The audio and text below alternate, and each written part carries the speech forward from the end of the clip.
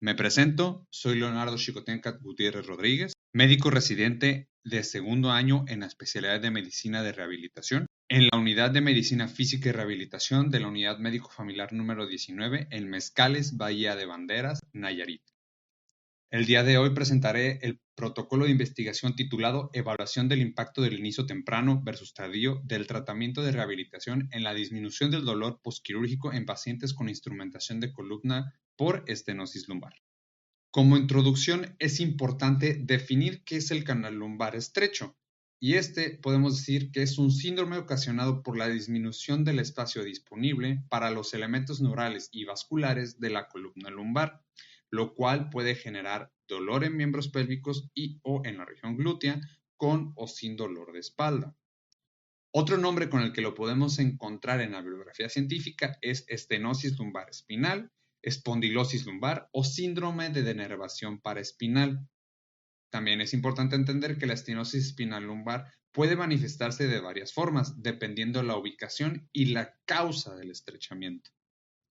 Esta patología, de etiología principalmente degenerativa, es un motivo significativo de discapacidad en personas mayores y una de las principales causas de cirugía en columna en pacientes mayores de 65 años.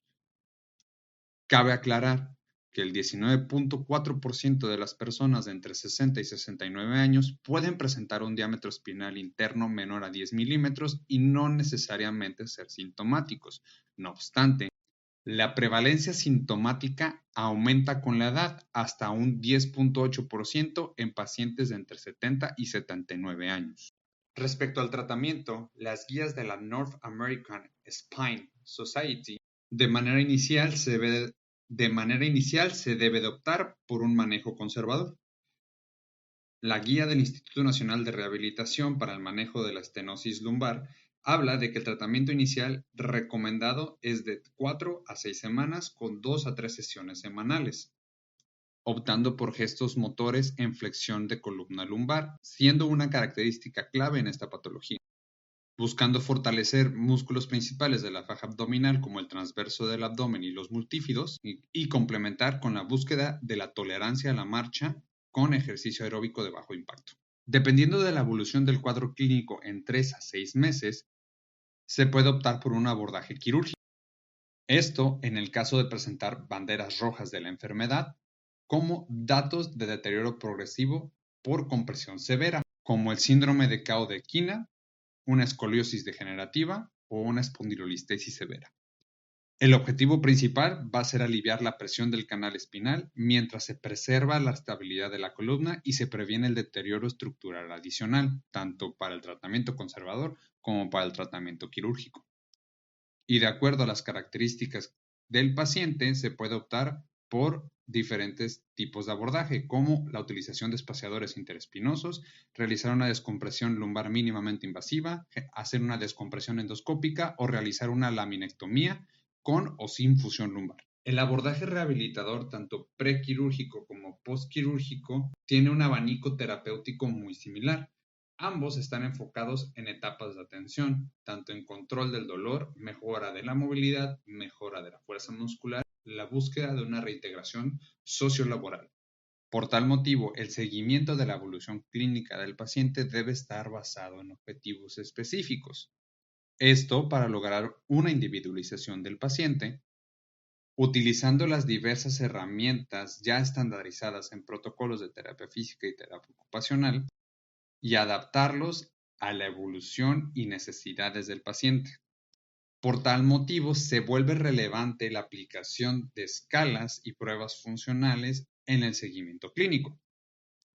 Estas pueden ser escalas unidimensionales del dolor, como la escala verbal análoga, la escala de calificación numérica o la escala visual análoga. Por el lado de la discapacidad, la aplicación del índice de discapacidad de Overstreet, y por el lado de las pruebas funcionales se puede utilizar la prueba de la marcha en 6 minutos.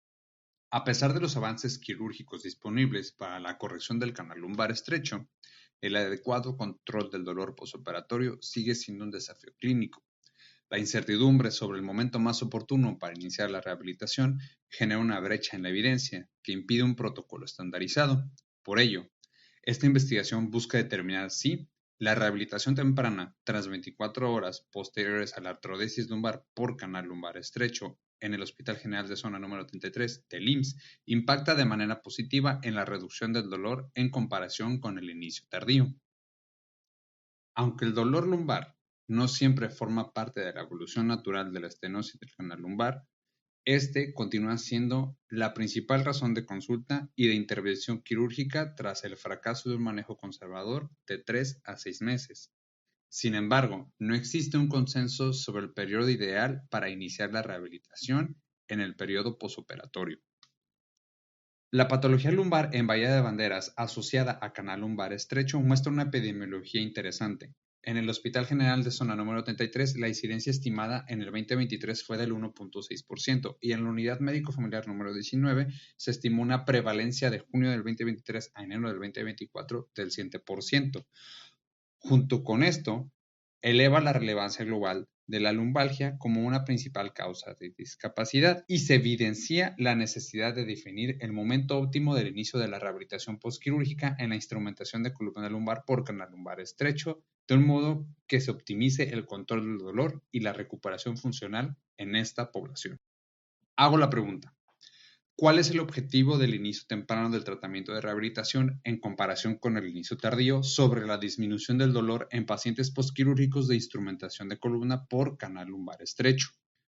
El objetivo general del estudio sería evaluar el impacto del inicio temprano versus tardío de la rehabilitación en la disminución del dolor postquirúrgico en pacientes que han sido sometidos a instrumentación de columna por canal lumbar estrecho, con la siguiente hipótesis: el inicio temprano del tratamiento de rehabilitación después de la cirugía de instrumentación de columna por canal lumbar estrecho resulta en una disminución del dolor postquirúrgico en una puntuación igual o menor a 2 en la escala visual análoga en comparación con el inicio tardío del tratamiento de rehabilitación. Pasando al apartado de material y métodos, el tipo de investigación sería un estudio cuantitativo, comparativo, no aleatorizado, explicativo, experimental, de corte longitudinal prospectivo, con 2 cortes o grupos de comparación específica: pacientes con inicio temprano del tratamiento de rehabilitación y pacientes con inicio tardío del tratamiento de rehabilitación, con una definición operacional con inicio temprano en las primeras 24 horas posteriores a la artrodesis de columna lumbar e inicio tardío con un inicio mayor a 30 días posteriores a la artrodesis de columna lumbar.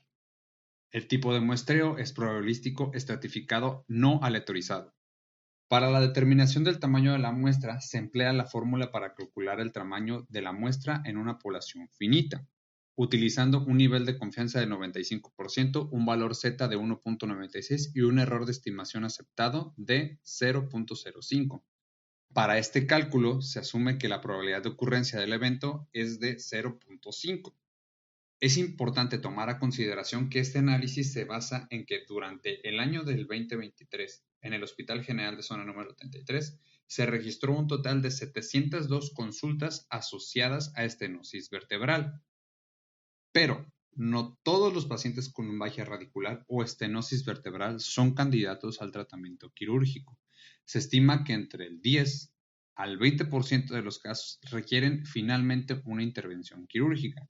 Considerando estos porcentajes y con el fin de determinar con mayor precisión la probabilidad de que los pacientes necesiten una intervención quirúrgica, el cálculo del tamaño de la muestra se establece de la siguiente manera, teniendo como resultado una muestra de 128 pacientes. El siguiente diagrama de flujo presenta la descripción general del estudio. A partir del 5 de enero del 2026, el cirujano ortopedista identifica al posible candidato siendo un paciente postquirúrgico de instrumentación lumbar secundaria a canal lumbar estrecho. Si este es elegible para rehabilitación en la unidad médico familiar número 19, se le explica al paciente en qué consiste el estudio, cuáles son los posibles beneficios y cuáles son los riesgos, y de caso de que el paciente acepte, se firma el consentimiento informado y se le da un número de registro. Se determina de manera no aleatoria si ingresa al tratamiento tardío o al tratamiento temprano, y en caso de entrar en el grupo de tratamiento temprano, se inicia la prescripción e inicio de la rehabilitación y posterior a esto se le da una cita 30 días en la Unidad de Medicina Física de Rehabilitación de la Unidad de Médico Familiar número 19 en Mezcales. Y de igual manera, al paciente en el grupo tardío se le asigna esta cita. Al momento de la captación del paciente, se registra la intensidad del dolor por escala visual análoga. Al llegar a la consulta de medicina de rehabilitación en la UMF-19, se vuelve a hacer el registro de la intensidad del dolor, se aplican las diversas escalas y se protocoliza la terapia supervisada. 3 meses después se realiza el seguimiento, se hace otra vez el registro de la intensidad del dolor y se escala o se progresa la terapia supervisada. Finalmente, a los 6 meses se vuelve a hacer el registro con el mismo procedimiento previo y se da fin al seguimiento. El plan de análisis estadístico es el siguiente. Para las variables cualitativas, estas se presentarán como frecuencias absolutas y relativas. Las variables cuantitativas primero se someterán a un análisis de normalidad y dependiendo de este, se presentarán como media aritmética y desviación estándar o mediana y rango intercuartil. Para la estadística inferencial se utilizará la prueba de chi cuadrada para las variables cualitativas y para las variables cuantitativas se utilizará la prueba de T-de-Student o Udeman-Whitney dependiendo su distribución. Posterior a esto, se realizará una regresión lineal de modelos mixtos para comparar los efectos de un programa de rehabilitación temprano versus tardío y se considerará significativa una P menor a 0.05. El marco ético y legal de este protocolo de investigación busca cumplir con el reglamento de la Ley General de Salud más la Declaración de Helsinki del 2013. Se someterá a la aprobación del Comité Local de Investigación en Salud y el Comité Local de Ética de Investigación, ambos del IMSS, para su dictamen y autorización. Teniendo en cuenta la intervención terapéutica con potencial efecto fisiológico, el riesgo de este estudio es mayor al mínimo. Por tal motivo, se establecen los criterios de seguridad y la identificación de eventos adversos, teniendo los criterios de banderas rojas como un dolor igual o mayor a 7 en escala visual análoga o en escala numérica análoga, datos de infección como fiebre, déficit neurológico, problemas en herida quirúrgica o datos de inestabilidad lumbopélvica o aflojamiento de material. En caso de presentarse, se dará registro y se notificará directamente a los comités locales de investigación en salud y comités de ética de investigación, posiblemente con interrupción temprana si el riesgo supera a los beneficios. Dentro de la privacidad y confidencialidad, se codificarán los datos personales de cada paciente con acceso restringido y el análisis de los datos será de identificación directa. Se presentará consentimiento informado escrito previo a cualquier procedimiento, incluyendo riesgos, beneficios, alternativas y derecho a retirarse en cualquier momento del estudio. Respecto al uso ético de la inteligencia artificial para este protocolo, se utilizó y se utilizará solo como soporte editorial el modelo LLM ChatGPT-5, el modelo Thinking, para redacción y estilo, sin autoría ni decisiones metodológicas, sin datos personales, con revisión y verificación humana en todo procedimiento. Presento el cronograma de actividades que cuenta con el inicio desde la redacción de este protocolo hasta la fecha de febrero del 2027, que es el estimado para la disertación de tesis. Objetivo de la medicina de rehabilitación: evaluar, prevenir y tratar la discapacidad con la finalidad de mantener o recuperar el mayor nivel de capacidad funcional e independencia posibles. Gracias.